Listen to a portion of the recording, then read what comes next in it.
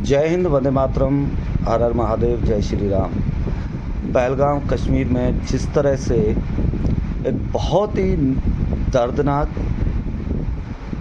घटना को अंजाम दिया गया, आतंकवादी घटना जो घटी, जिसमें बड़े अफसोस के साथ कहना पड़ रहा है कि धर्म के आधार पर, धर्म पूछ कर उससे भी वो संतुष्ट नहीं हुए।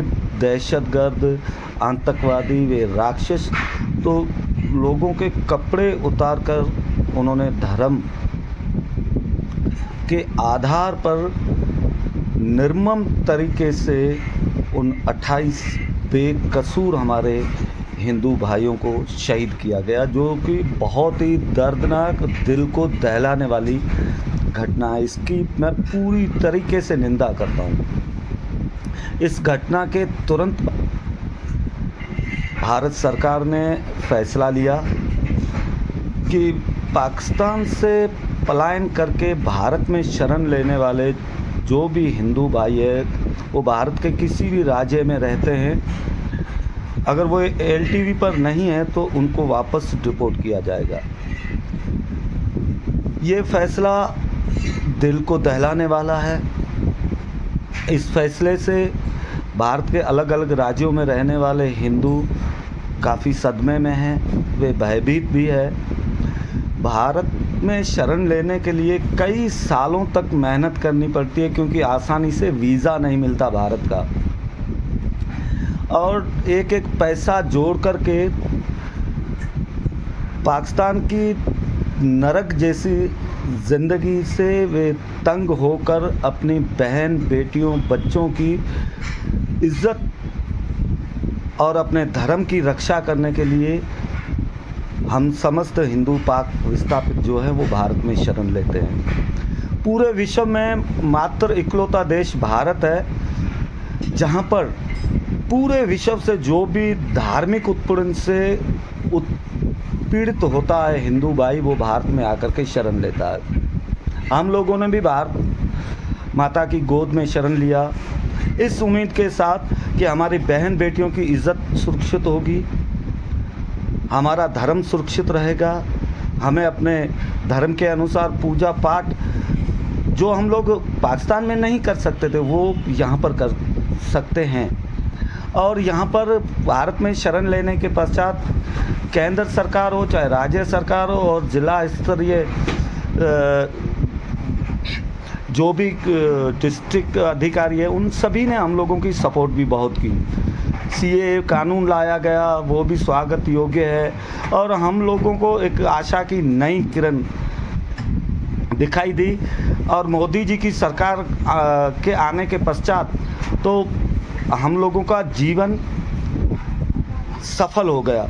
उन्होंने, मोदी जी की सरकार ने बहुत अच्छे फैसले किए हम हिंदू पाक माइग्रेंट्स के जीवन को लेकर के। परंतु पहलगाम कश्मीर की घटना के पश्चात जिस तरह से केंद्र सरकार ने ठान लिया है कि बिना एलटीवी के जितने भी हिंदू हैं उनको डिपोर्ट किया जाएगा, मैं आप लोगों से एक छोटा सा निवेदन करता हूँ। भारत देवताओं की धरती पर धर्म पूछकर अगर 28 हमारे हिंदू भाइयों को शहीद किया गया है, तो आप लोग अंदाज़ा लगाइए कि अगर हम लोगों को डिपोर्ट किया गया, हम लोगों को मतलब हिंदू पाक विस्थापितों को, तो हम लोगों को के साथ क्या होगा। लाखों की संख्या में हमारे हिंदू भाई है जो यहाँ पर वीज़ा पर रह रहे हैं, उन लोगों की एलटीवी नहीं आई है। आप लोग ही सोचिए कि हम लाखों हिंदुओं को बुच्चर, राक्षस, शैतान,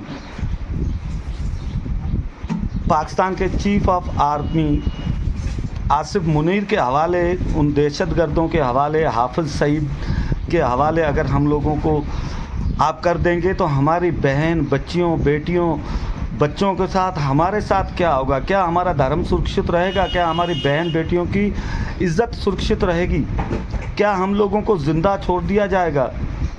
मैं भारत सरकार से विनती करता हूं कि कृपया करके जो आदेश जारी किया है एमएचओ ने हिंदू पाक विस्थापितों को वापस पाकिस्तान भेजने का, इस पर गहन विचार करें।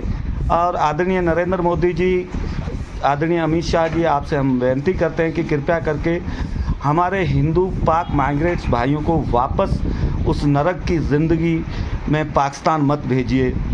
ये हम लोग आपसे विनती करते हैं। मैं तो आप लोगों से ये भी विनती करता हूँ कि 30 लाख से अधिक हमारे हिंदू भाई सिर्फ सिंध में फंसे हुए हैं, उनको कैसे भारत लाया जाए, इसके लिए आप सोचिए, इसके लिए कोई कानून बनाइए।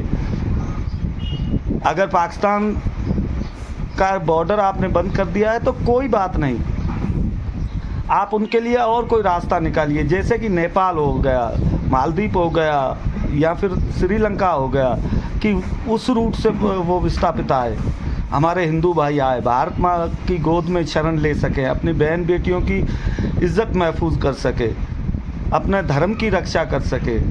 मेरा एक बार फिर से लाखों हिंदू पाक विस्थापितों की ओर से, केंद्र सरकार से और भारत के तमाम राजनीतिक दलों से और भारत के तमाम हिंदूवादी संगठनों से मैं विनती करता हूं कि कृपया करके हम हिंदू विस्थापितों को वापस पाकिस्तान डिपोर्ट ना किया जाए।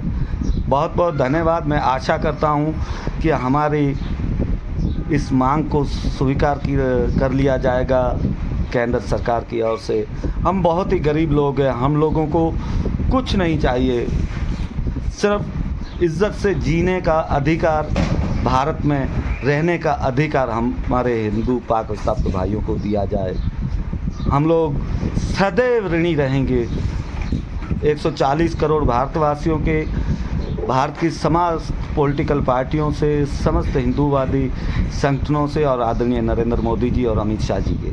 बहुत बहुत धन्यवाद। जय हिंद, वंदे मातरम, हर हर महादेव।